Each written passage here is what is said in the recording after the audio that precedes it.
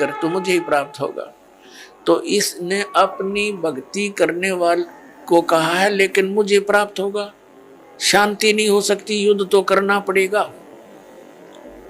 8वें अध्याय के 8, 9, 10 में कहा है कि उस परम अक्षर ब्रह्म की साधना करने वाला प्राणी है, उसके पास चला जाता है। 15वें अध्याय के 1 से लेकर 4 में कहा कि तत्वदर्शी संत की पहचान बताई है, और उसके पश्चात वो तत्वदर्शी संत मिल जावे, सतगुरु मिल जावे, उसके पश्चात परमेश्वर के उस परम पद की खोज करनी चाहिए, जहां जाने के बाद साधक फिर लौटकर कभी संसार में नहीं आते।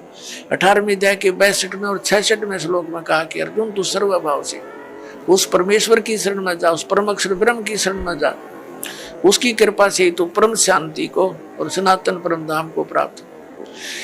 और ऐसे ही 18वें अध्याय के 66वें श्लोक में कहा कि सर्वधर्मान प्रीतज माम, मेरे सतर की जो साधना है, जैसे 8वें अध्याय के 13वें श्लोक में गीता ज्ञानदाता कहता है कि ओम इति एकाक्षरम ब्रह्म व्यवहारण माम अनुस्मरण ये प्रियाति तजन देहम सयाति परमाम गतिम। मुझ ब्रह्म का एक ओम मंत्र है, और ओम से होने वाली जो परम गति है उसको वही प्राप्त कर सकता है जो अंतिम श्वास तक ओम का ही जाप करता हुआ शरीर त्याग कर जाता है।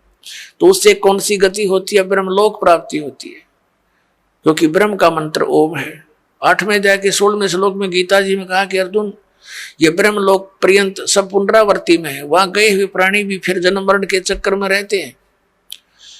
और उस परम अक्षर ब्रह्म की भक्ति के लिए 17वें अध्याय के 23वें श्लोक में गीता जी में कहा कि ओम तत्सत इति निर्देश ब्रह्मण त्रिविद समर्थ है, ब्राह्मणा तेन वेदा च यगा विहिता पुरा।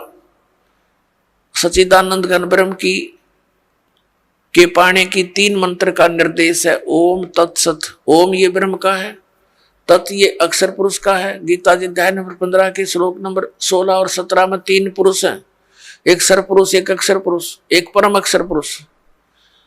जो परम अक्षर पुरुष है वो सबसे श्रेष्ठ है और वही वास्तव में अविनाशी है। अन्य सर पुरुष और अक्षर पुरुष को नाशवान कहा है, और उसके उनके लोकों में जितने प्राणी हैं वो भी नाशवान है। तो उनकी भक्ति से तो मोक्ष हो ही नहीं सकता। अब श्रीमद् भगवद गीता अध्याय नंबर 17 के श्लोक नंबर 23 में ओम तो ब्रह्म का जाप सर पुरुष का, और तत् ये सांकेतिक है, ये अक्षर पुरुष का, और जो सत शब्द है वो भी सांकेतिक है। इसको सार नाम भी कहते हैं, इसको आदि नाम भी कहते हैं, वो है परम अक्षर ब्रह्म का। तो इन तीनों मंत्रों की मजदूरी से, इन तीनों मंत्रों की साधना से हम भगवान प्राप्त कर सकते हैं, उस मोक्ष सफल प्राप्त कर सकते हैं, वो सुख प्राप्त कर सकते हैं जिसके विषय में वर्णन किया गया। ये प्रमाण है उन 2 अक्षर के मंत्र का। दास अभी बोल के नहीं बताएगा।